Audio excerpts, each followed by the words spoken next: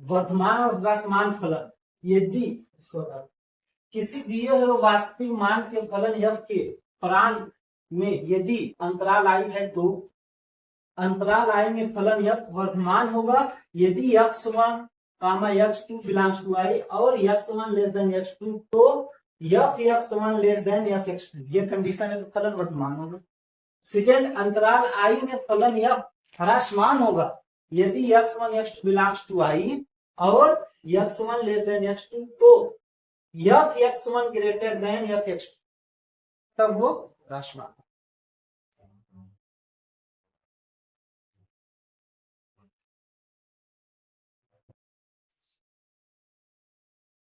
इसमें क्या होगा, जो f डैश होगा यदि जीरो f डैश जीरो से ग्रेटर देन बड़ा f डैश का मान निकालेंगे वहां पर वैल्यू दिया रहेगा वो बड़ा दिखेगा तब हम कह देंगे क्या होगा, फलन वर्तमान होगा। फलन क्या होगा, वर्तमान होगा। या इसी को हम इस तरह से दिखाएंगे, अगर दोनों माइनस में है माइनस इंटू माइनस तो जाहिर सी बात है भाई जीरो से बड़ा ही तो होगा, ये गुणा करेंगे माइनस माइनस का तो प्लस में हो जाएगा, प्लस हो गया जीरो से बड़ा हो। पहला कंडीशन ही। दूसरा क्या है कि यदि जो f डैश x का चिन्ह क्या होगा, लेस देन जीरो हो जाए। लेस देन जीरो मतलब क्या है कि माइनस में आ जाए, मतलब एक माइनस रहे और सेकेंड वाला प्लस अगर है तो क्या होगा, लेस देन जीरो होगा। और यदि इस कंडीशन में होगा तो ये लिखेंगे ह्रासमान। फलन की प्रकृति क्या होगी, ह्रासमान।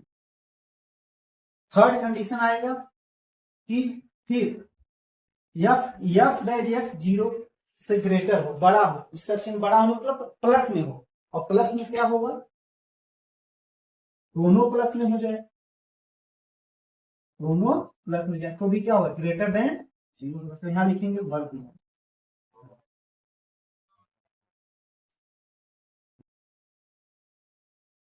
वर्तमान है, ह्रासमान है।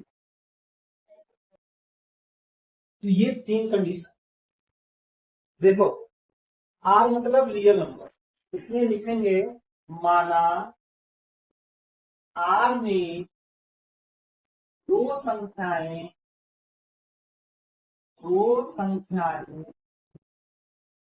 x1 व x2 इस प्रकार है कि इस प्रकार है कि x1 लेस देन x, यही मान, क्योंकि अगर x1 लेस देन x2 तो हमें सिर्फ क्या करना है, x1 लेस देन x2 तो फिर हमारा क्या हो जाएगा, वो जो हमारा आ जाएगा वर्तमान हो जाएगा। अगर x1 लेस देन x2 है और हमारा फलन आ जा रहा है f x1 greater than f x2 आ जा रहा है तो ह्रासमान हो जाएगा। अब इसको हमें देखो फलन दिया हुआ है f x equal to 3x plus 7। अब यहाँ पर अगर x1 है, ध्यान से देखना, x1 है तो हम यहाँ क्या करेंगे, दोनों तरफ 3 से गुणा कर देंगे। 3 से क्यों, क्योंकि यहाँ पे 3 क्या होगा, 3x1 लेस देन 3x2 ही होगा। x1 x2 क्या है, कोई वास्तविक संख्या, फॉर एग्जाम्पल 2 ले लो और 3 भाई 2 3 से हमेशा छोटा है, कोई संख्या ऐसा लेना है कि x1 जो है x2 से हमेशा छोटा होना चाहिए। तो अब अगर इसमें मैं 3 से गुणा करूंगा और यहाँ भी 3 से गुणा करूंगा क्या होगा, 6 और 9 तब पर भी तो छोटा ही होगा, ये वही यहाँ लिखा गया है। ठीक है, यूनिट स्टेप क्या करना है, 17 है, 17 है ना, क्या लिख सकते हैं, 17 जोड़ने पर याद कर लो ऐसे 3x1। अब अगर 17 हम इधर भी जोड़ेंगे लेस देन 3x2 और 17 इधर भी जोड़ेंगे तब पर भी ये छोटा ही होगा। जैसे यहाँ पर देखो 6 और 17 हम इधर जोड़ दें और 9 है, 17 इधर जोड़ तो भी कोई प्रभाव पड़ेगा, 17 6 23 हो जाएगा और 19 और 17 कितना होगा 26, तब पर भी छोटा ही। और इससे हमारा स्पष्ट क्या हो रहा है, 3x1 प्लस 17। तो यहाँ पर अगर देखना चाहे तो हम देख सकते हैं सिंपल रूप में, भाई f(x) क्या है, f(x) equal to 3x plus 17 है। तो अगर मैं f(x1) निकालू, x1 का रूप क्या हो गया, 3x1 प्लस 17 होगा। और अगर मान लो इसी x में अगर x या x प्लस दिया जाए तो क्या होगा 3x2 प्लस 17 होगा। कहने मतलब इस केस में हम लोग क्या लिख सकते हैं ये x लेस देन ऐसे करके यहाँ पर क्या होगा x। तो जब ये लेकर हम ये चले फिर यही आके लिखेंगे इससे रहेगी से स्पष्ट होता है कि इससे स्पष्ट होता है कि R पर दिया हुआ फलन वर्तमान है। R पर दिया हुआ फलन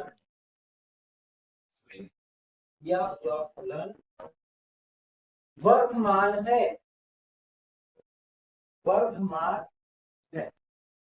कैसे पता वर्तमान ये लेकर चलना है दिखाना है फर्स्ट कंडीशन।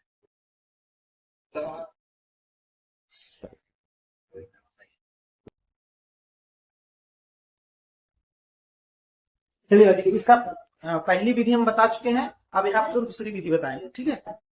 दूसरी विधि में क्या होगा, माना x1 एक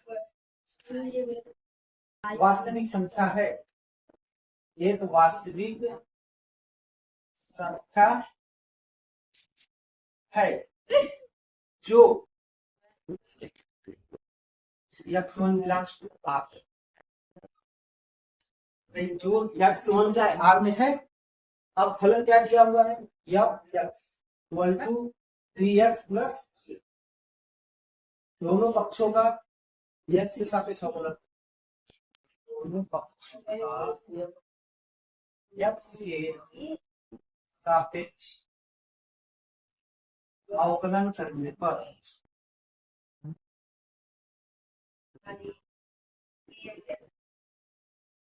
जब अवकलन करेंगे तो यहाँ ध्यान रखना डायरेक्ट इसको f(x) ऐसे लिखते हैं। अवकलन f(x) का f' होता है, ध्यान रखना, कोई दिक्कत नहीं।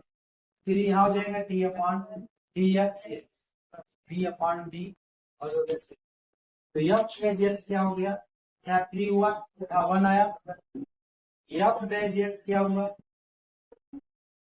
अब जो ये x1 है, या कह सकते हैं कि x बराबर x1 पर, x बराबर x1 पर, अगर x1 पर हम बात करें तो यहाँ x1 आएगा और यहाँ पर जहां भी x है वहां पर क्या लिखना है x1 लिखना है। कहीं x तो है ही नहीं, जब x है क्या होगा ग्रेटर देन 0 देख सकते हैं हम। इसलिए R पर दिया हुआ फलन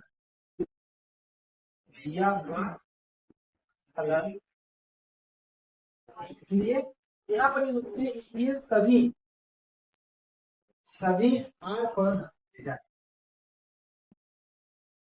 इसलिए R पर दिया हुआ फलन वर्तमान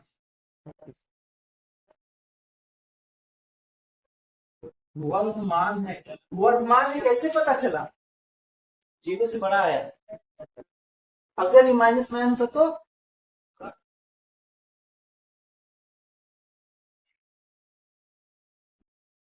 चलो देखो यहाँ स्टार्ट करते हैं।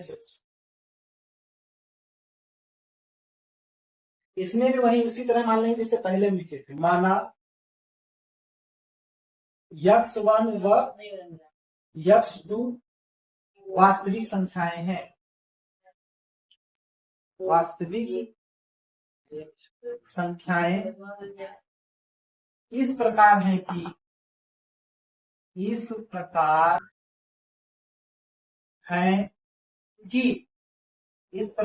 कि x1 लेस देन x2 इस प्रकार। अब हमको इस फलन पे ध्यान देना है। फलन में क्या है 2x है, मतलब ये x1 यहाँ पर 2 होना चाहिए। तो क्या करेंगे, इसे यहाँ पर मल्टीप्लाई कर लेंगे, क्या हो जाएगा 2x1 लेस देन 2x2 भी हो जाएगा। अब यहाँ देखने पर मुझे लग रहा है e की पावर 2x है, तो दोनों तरफ में हम क्या करेंगे e ले लेंगे। e के पावर 2x1 यहाँ लिखेंगे तो यहाँ भी e के पावर 2x2 ही लिखेंगे। अब e के पावर 2x1 का मतलब क्या हो गया, f(x1) हो गया यफ ये x2 मुझे कैसे होगा भाई, यहाँ देखो यफ एक्स इक्वल टू क्या है, e के पावर 2x है। अगर यहाँ पर यफ x1 रख दिया जाए क्या होगा, e के पावर 2x1 भी होगा। मतलब e के पावर 2x1 के स्थान पर हम क्या रख सकते हैं, x1। और यहाँ पे अगर हम x2 रख दिए तो क्या हो जाएगा, यफ x2, और इसका मतलब है e के पावर 2x। यार इससे स्पष्ट होता है कि से स्पष्ट होता है कि, इससे स्पष्ट होता है कि आर पर दिया हुआ फलन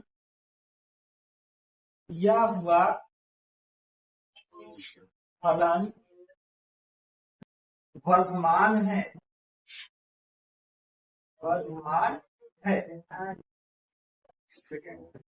सेकेंड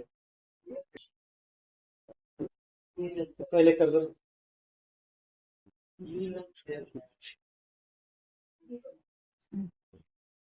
चलो देखो इसका दूसरी विधि, सेकेंड मेथड क्या है, यहाँ मान लो माना x1 एक वास्तविक संख्या है, एक वास्तविक संख्या, जब इसको एक वास्तविक संख्या इतना मान, अब जो फलन दिया हुआ इसको लिखो, f x equal to e के पावर 2x, दोनों पक्षों का x के सापेक्ष अवकलन करिए, दोनों पक्षों का x के सापेक्ष अवकलन करने पर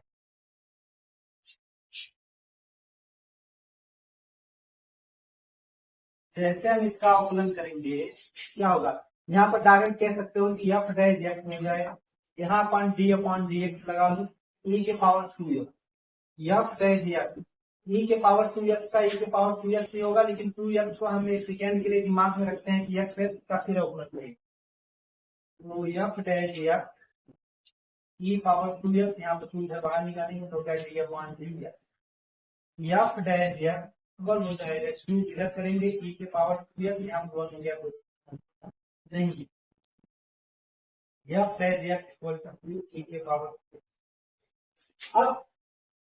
अब यहाँ लिख सकते हो यदि x1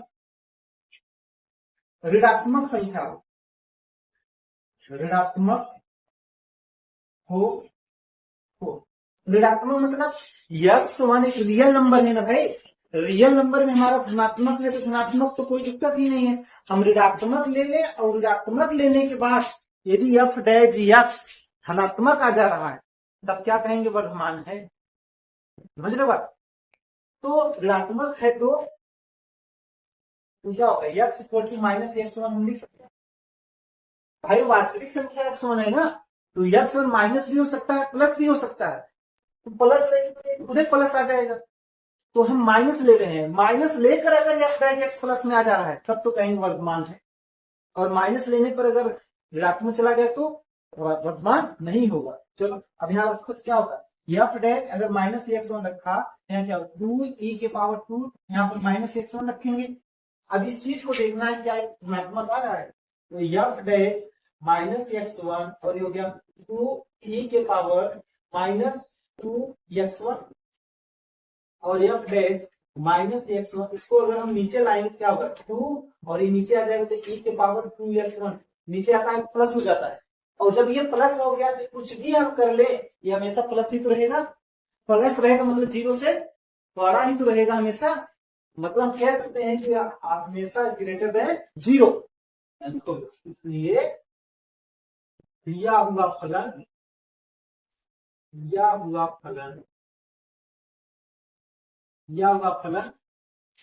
आर पर वर्तमान है,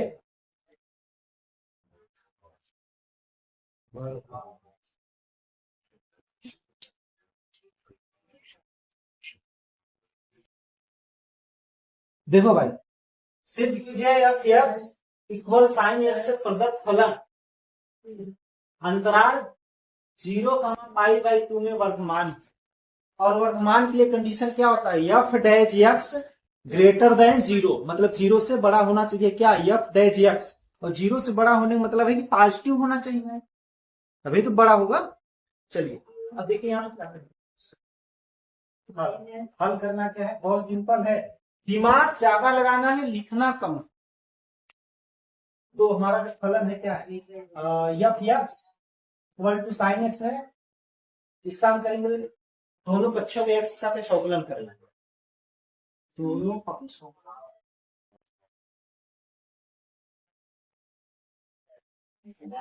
एक्स के सापेक्ष अवकलन करने पर, चलिए भैया हम यहाँ पर अवकलन कर, तो अवकलन करने मतलब जो एफ है, एफ डैश एक्स कितना होता है बताइए ना, बी एक्स और साइन एक्स हो जाएगा, और पता है एफ डैश एक्स हो गया, और साइन एक्स का क्या होता है, कॉस एक्स होता है, कॉस एक्स होता है। अब ये जो अंतराल दिया है 0 से पाई बाई 2 में, 0 से, अब देखो जो कास एक्स है 0 से पाई बाई 2 का मतलब होगा 0 से 90, 0 से 90 कौन सा होता है, प्रथम चतुर्थांश होता है, प्रथम चतुर्थांश होता है, और प्रथम चतुर्थांश में कास क्या होता है, प्लस होता है, यहां लिखेंगे, अतः चूंकि करके लिखो, चूंकि अंतराल 0 से पाई बाई 2 में कॉस एक्स धनात्मक होता है, कहां से, उसकी त्रिकोणमिति वाले फॉर्मूले से, धनात्मक होता, धनात्मक होता है, इसलिए भाई समझना, एफ डैश जो एक्स होगा, यहां एक्स की वैल्यू कुछ भी हमें फर्क नहीं पड़ता है, बट ये प्लस में आएगा, और जब ये प्लस में आ गया क्या होगा, ग्रेटर देन जीरो, अतः दिया हुआ फलन, अतः दिया हुआ फलन अंतराल 0 पाई बाई 2 में वर्धमान है, वर्धमान,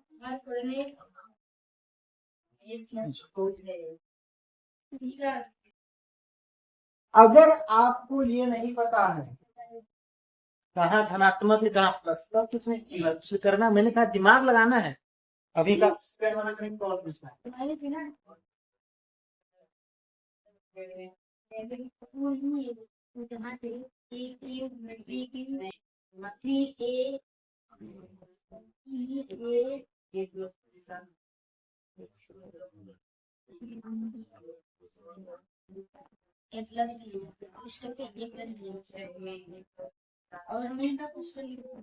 अब देखिए सेकेंड वाला क्या है, यहाँ भी इसको भी हम करेंगे हल,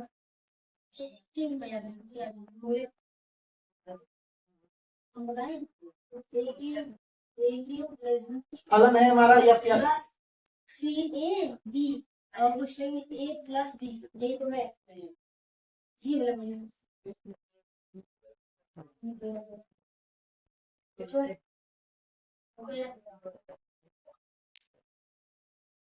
एफ एक्स इक्वल टू है साइन एक्स, वो तो फलन सब के लिए वही है, फिर इसका वही मान दोनों पक्षों का, दोनों पक्षों का एक्स के सापेक्ष अवकलन करने पर,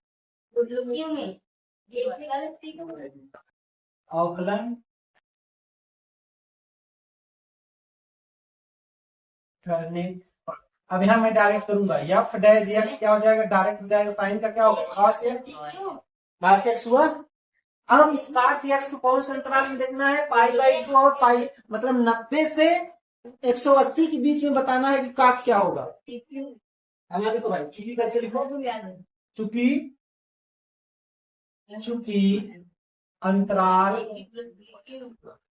अंतराल पाई बाई 2 कामा पाई में cos एक्स ऋणात्मक है, सेकेंड वाले चतुर्थांश में 90 से π/2 में सिर्फ साइन पॉजिटिव है और कोसेक पॉजिटिव है, बाकी सब ऋणात्मक है, तो cos x तो ऋणात्मक होगा। cos x ऋणात्मक है या ऋणात्मक होता है, ऋणात्मक है या ऋणात्मक होता है, ऋणात्मक होता है।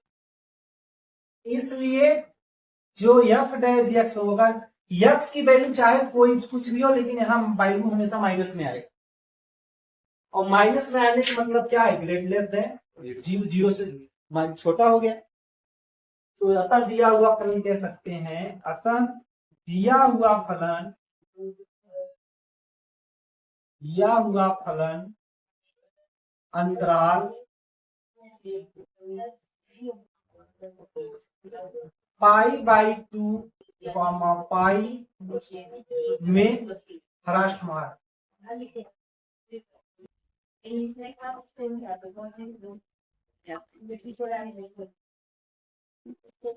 अब इसी तरह ये वाला न तो ह्रास, हल में इसमें क्या लिखेंगे, वही इन दोनों का परिमाण यहाँ लिखकर हिंदी में लिखकर उसको सेटिस्फाई कर, यहाँ लिखेंगे चूंकि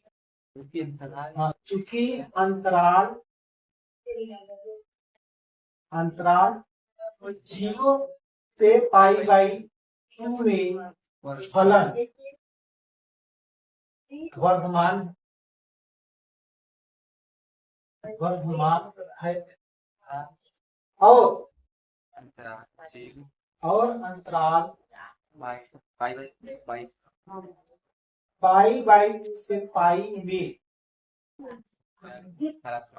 में फलन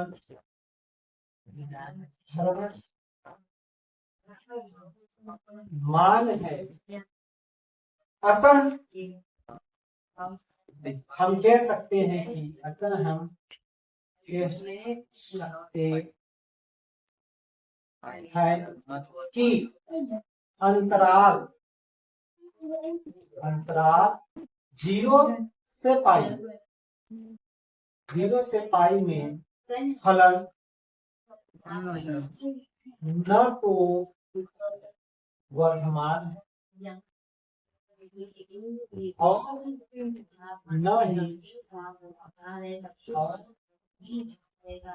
ही ह्रासमान है। अगर इसको ग्राफ पे लिखें तो इस तरह से कर सकते हैं, ये चीजें हैं बीच में, ये भैया 0 है, ये π/2 है और ये पाई। तो अगर हम यहाँ पर देखें संख्या रेखा, तो 0 से π/2 का फलन क्या है, प्लस, π/2 से क्या फलन माइनस, तो हम ये कह सकते हैं इस पूरे अंतराल में जो फलन होगा न तो वर्धमान होगा तो प्रकाश। चलो भाई देखो, सबसे पहले इसमें क्या करें, जो फलन दिया है उसका हमें अवकलन करना है। यहाँ पर लिखते हैं, तो फलन क्या है, f x इक्वल टू दिया हुआ है 2x² - 3x। यहाँ लिखेंगे दोनों पक्षों का x के सापेक्ष अवकलन कर, दोनों पक्षों का x के सापेक्ष अवकलन करने पर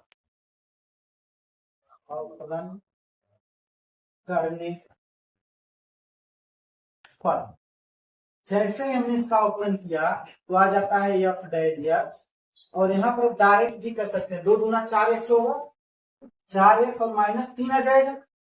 ठीक है, अब देखो दूसरा स्टेप क्या करना होगा, वर्धमान, यहाँ लिखेंगे ऐसे ही, वर्धमान या ह्रासमान, वर्धमान या ह्रासमान के लिए, वर्धमान या ह्रासमान के लिए ये कंडीशन होता है f dash x equal to 0 रखना होगा। वर्धमान या ह्रासमान के लिए हम f डैश x को 0 के बराबर है, यहाँ पर रखने के बाद x की वैल्यू निकालें, मतलब f डैश x की वैल्यू यहाँ क्या आ गई है, 4x -3 बराबर 6। अब यहाँ से x की वैल्यू निकालेंगे, 4x बराबर, तो x बराबर 3/4, x बराबर 3/4। अब हम इसको वास्तविक रेखा पर रिप्रेजेंट करेंगे, ठीक है। यहां लिखेंगे वास्तविक रेखा। वास्तविक रेखा, वास्तविक रेखा क्या होती है? एक रेखा इस तरह होती है जिसको प्लस और माइनस लिया है, वास्तविक रेखा। ये रेखा वास्तविक रेखा में इधर वाला पॉइंट्स को क्या कहते हैं? प्लस। प्लस इंफिनिटी अनंत तक जाता है और इधर माइनस इंफिनिटी माइनस अनंत तक जाता है। वास्तविक रेखा अनंत तक होती है। अब बीच में कहीं ना कहीं जीरो होता है, वो बात की बात, उसको हम यहाँ पर रिप्रेजेंट नहीं करेंगे। हमारी एक्स की वैल्यू क्या है? 3/4। तो कहीं ना कहीं 3/4 हम कहीं भी रख सकते हैं। ये हो गया मेरा 3/4, 3/4। अब इसी से एक अंतराल मुझे ये मिल गया, एक अंतराल ये मिल गया। यहाँ क्या लिखना होगा?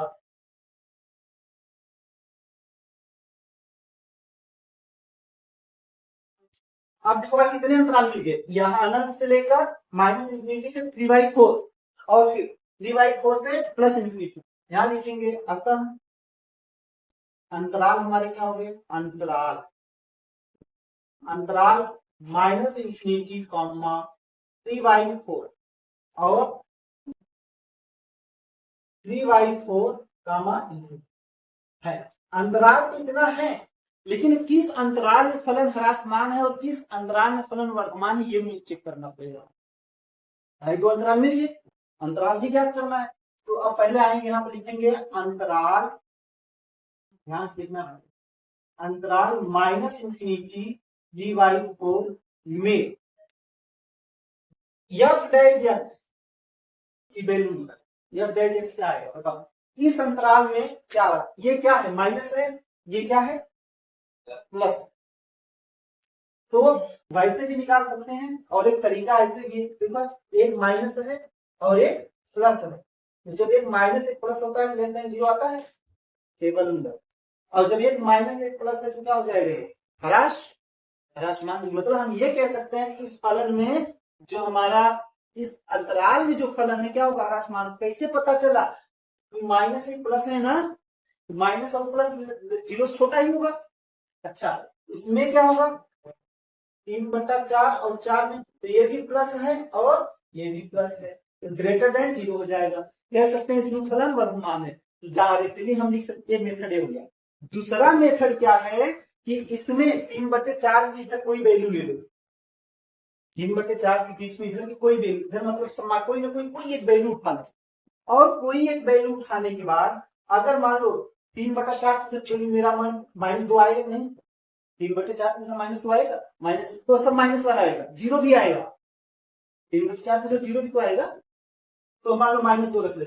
अगर मान लो मेरा प्लस एक्स में, तो यहाँ 4x-3 है, 4x में रख दिया, -2 आ गया, -4 दूंगा -8 -3 कितना आ गया? -11। 0 छोटा भी तो है, जब 0 छोटा है तो रखना कोई एक वैल्यू ले लो, उस अंतराल में का कोई वैल्यू ले लो, -20 ले लो, कुछ भी लो तो माइनस आएगा।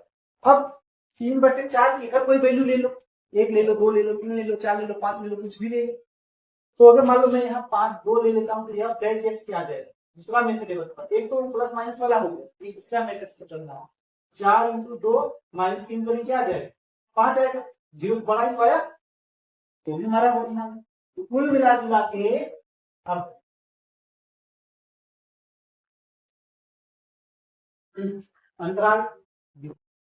अंतराल माइनस इंफिनिटी कामा 3/4 में f डेल एक्स क्या होगा? यहाँ लिख सकते हो -x+1।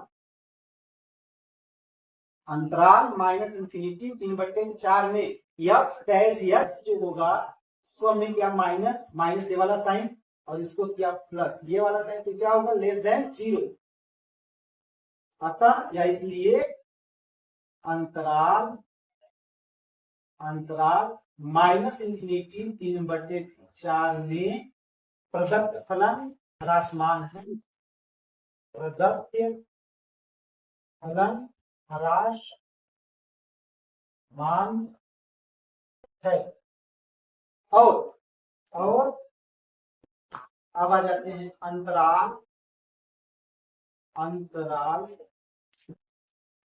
3/4 इंफिनिटी में एफ डैश एक्स क्या हो गया, यहाँ भी प्लस है और यहाँ भी प्लस है, मतलब ये भी प्लस है, ये भी प्लस, तो ग्रेटर देन 0 होगा।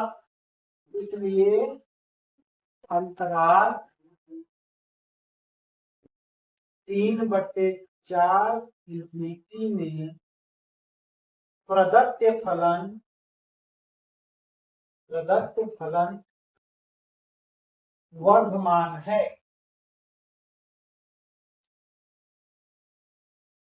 क्वेश्चन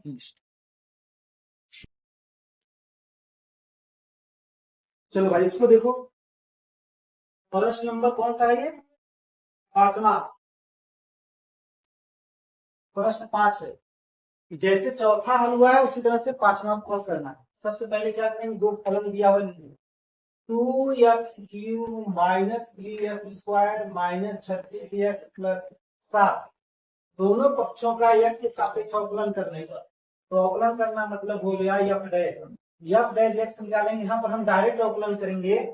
2 तिहाई 6x², 3 दूना 6x और हो गया माइनस, बस x 7 का 0 हो गया। अब लिखेंगे वर्धमान या ह्रासमान, वर्धमान या ह्रासमान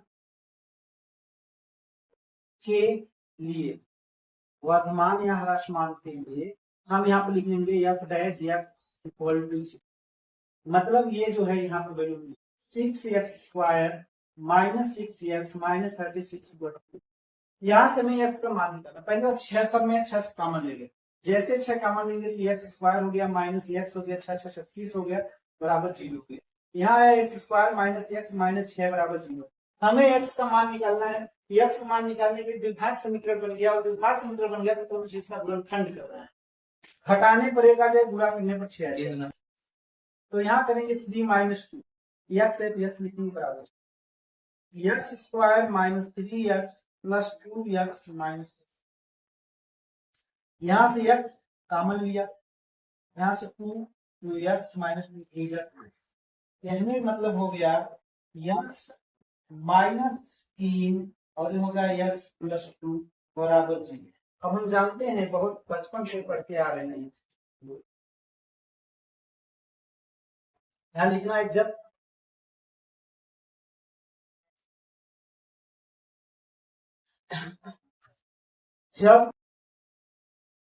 x माइनस 3 बराबर 0 तो x बराबर, x का एक मान 3 आ गया, और जब x प्लस 2 बराबर 0 तो x बराबर आ गया माइनस। अब हम यहाँ पर बनाएंगे वास्तविक रेखा, वास्तविक संख्या रेखा, वास्तविक संख्या रेखा, वास्तविक संख्या रेखा को हम यहाँ पर बनाएंगे। तो वास्तविक संख्या रेखा, ठीक है। अब भाई इधर होता है माइनस इंफिनिटी और इधर होता है प्लस लिखना। अब यहाँ पर देखेंगे -2 और 3 आया है, x के 2 मान आए। जब x के 2 मान आए तो जाहिर सी बात है यहाँ पर होगा -2 और इधर हमने रख दिया। यहाँ देखने के बाद हमें लगेगा इस संख्या रेखा के 3 पार्ट्स हो रहे हैं, 1 2 3, मतलब यहाँ पर हम कहेंगे कितने अंतराल आ गए, 3 अंतराल आ जाएंगे।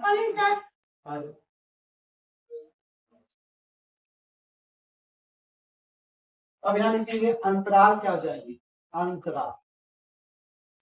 अंतराल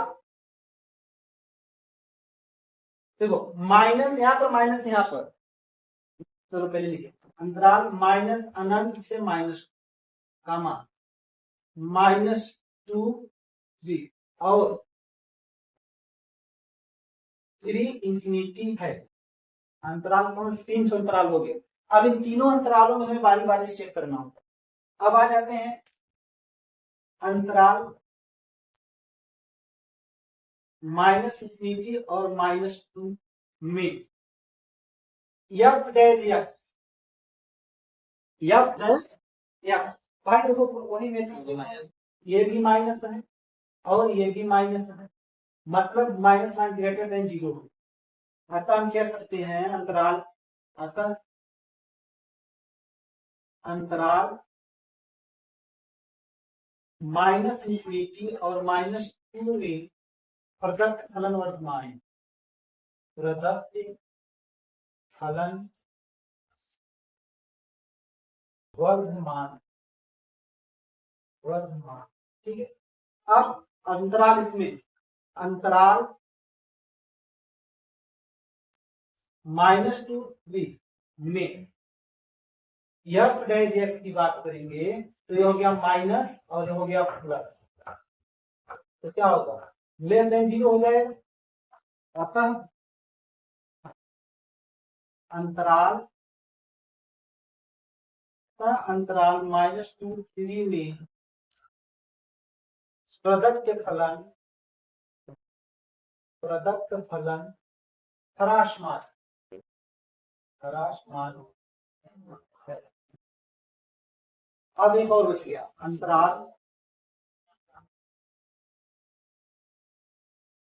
3 इंफिनिटी में एफ डैश एक्स बराबर, यहां पर प्लस, वहां भी प्लस, लेस ग्रेटर देन 0।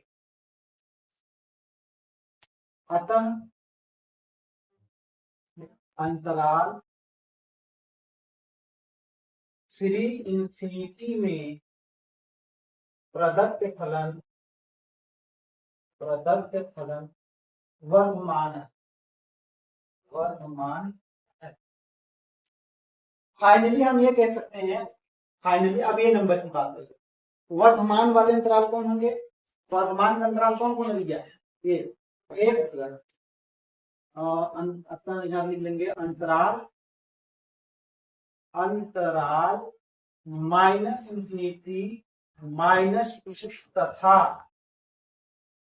3 से इंफिनिटी में प्रदत्त फलन वर्धमान है, प्रदत्त फलन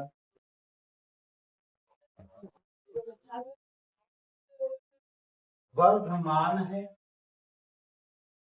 और बी नंबर की बात करेंगे यहाँ पर, बी लास्ट बी नंबर ये माइनस, यहाँ पे लिखेंगे अंतराल -2 3 में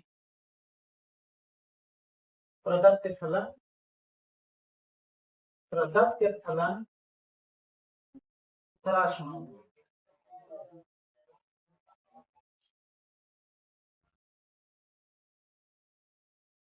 ऐसे ऐसे पहले